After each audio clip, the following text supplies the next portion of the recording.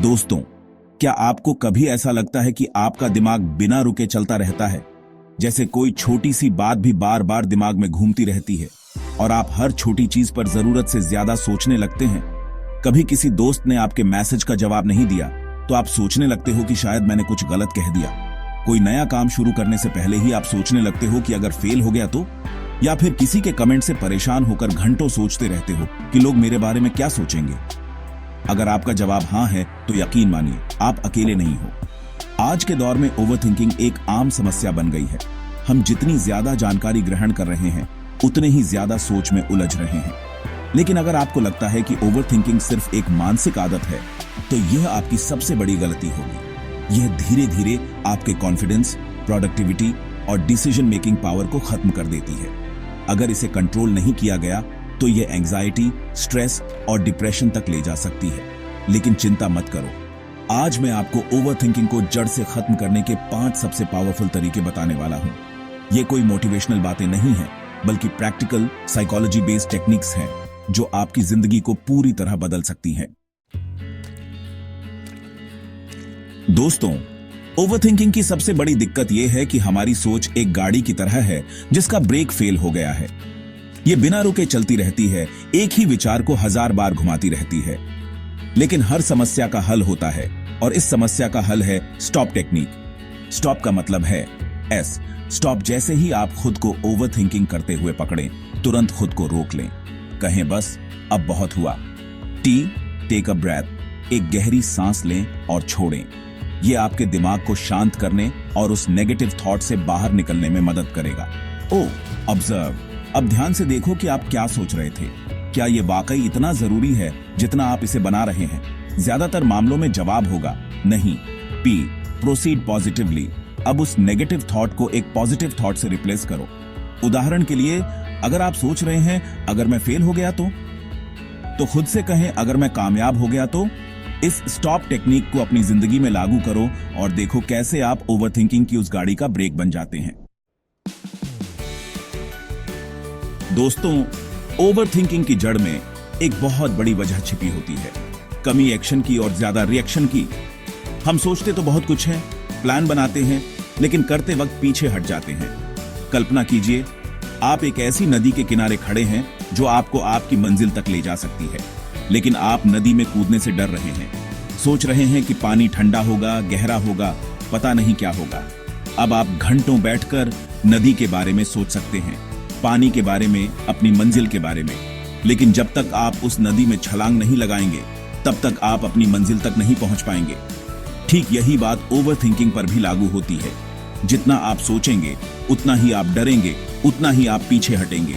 इसलिए जरूरी है कि आप एक्शन लें, छोटा सा कदम उठाएं, फिर एक और, फिर एक और। देखेंगे कैसे आप अपनी मंजिल तक पहुंच जाएंगे। Chapter 3, title writing technique. अपने विचारों को कागज पर उतारो। बॉडी दोस्तों, क्या आपको पता है कि हमारा दिमाग हर दिन 60,000 से भी ज्यादा विचारों को प्रोसेस करता है? अब जरा सोचिए, इन अनगिनत विचारों में से कितने विचार नेगेटिव होंगे, कितने विचार आपको ओवरथिंकिंग के जाल में फंसाएंगे। इसे कंट्रोल करने का एक बहुत ही सरल और कारगर तरीका है राइटिंग टेक्निक। जी हां, अपने विचारों को कागज पर उतारना शुरू कर दीजिए।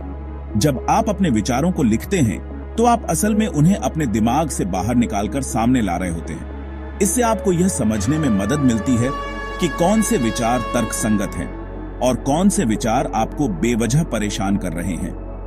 रोजाना सिर्फ 10 से 15 मिनट निकालिए और अपने उन सभी विचारों को लिख डालिए जो आपको परेशान कर रहे हैं। शुरुआत में थोड़ा अजीब लग सकता है, लेकिन धीरे धीरे आप देखेंगे कि आपके दिमाग में चल रहे विचारों का शोर कम होता जा रहा है।